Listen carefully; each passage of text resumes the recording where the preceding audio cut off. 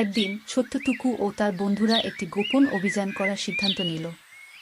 তাদের ইচ্ছা ছিল গ্রামের বাইরে একটি পুরনো বাগানে গিয়ে দুর্দান্ত কিছু আবিষ্কার করা।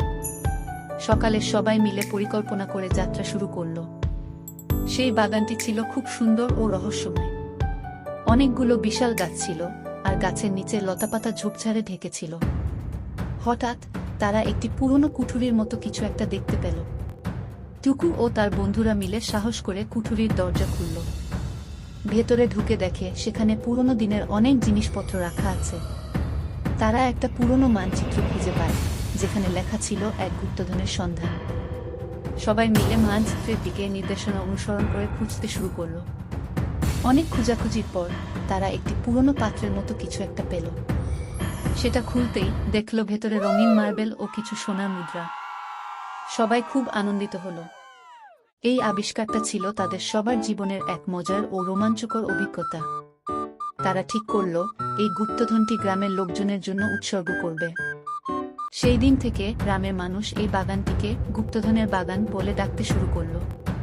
টুকু ও তার বন্ধুরা খুব খুশি ছিল, কারণ তারা একটি নতুন গল্প তৈরি করতে পেরেছে, যেটা সবাই বহুদিন মনে রাখবে। একদিন ছোট্ট টুকু ও তার বন্ধুরা একটি গোপন অভিযান করার সিদ্ধান্ত নিল। তাদের ইচ্ছা ছিল গ্রামের বাইরে একটি পুরনো বাগানে গিয়ে দুর্দান্ত কিছু আবিষ্কার করা। সকালে সবাই মিলে পরিকল্পনা করে যাত্রা শুরু করল। সেই বাগানটি ছিল খুব সুন্দর ও রহস্যময়। অনেকগুলো বিশাল গাছ ছিল, আর গাছের নিচে লতাপাতা ঝোপঝাড়ে ঢেকেছিল। হঠাৎ তারা একটি পুরনো কুঠুরির মতো কিছু একটা দেখতে পেল। টুকু ও তার বন্ধুরা মিলে সাহস করে কুঠুরির দরজা খুলল। ভেতরে ঢুকে দেখে সেখানে পুরনো দিনের অনেক জিনিসপত্র রাখা আছে। তারা একটা পুরনো মানচিত্র খুঁজে পায়, যেখানে লেখা ছিল এক গুপ্তধনের সন্ধান। সবাই মিলে মানচিত্রের দিকে নির্দেশনা অনুসরণ করে খুঁজতে শুরু করল। অনেক খোঁজাখুঁজির পর তারা একটি পুরনো পাত্রের মতো কিছু একটা পেল।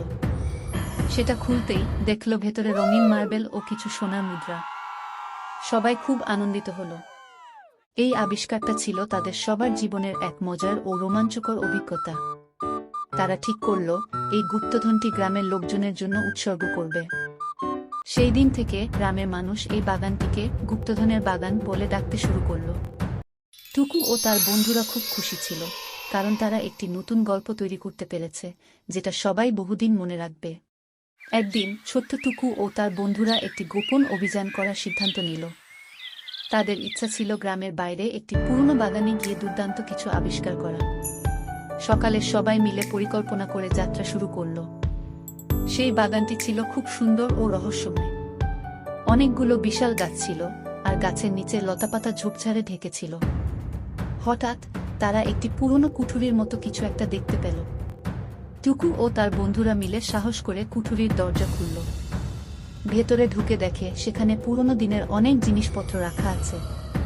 তারা একটা পুরনো মানচিত্র খুঁজে পায়, যেখানে লেখা ছিল এক গুপ্তধনের সন্ধান।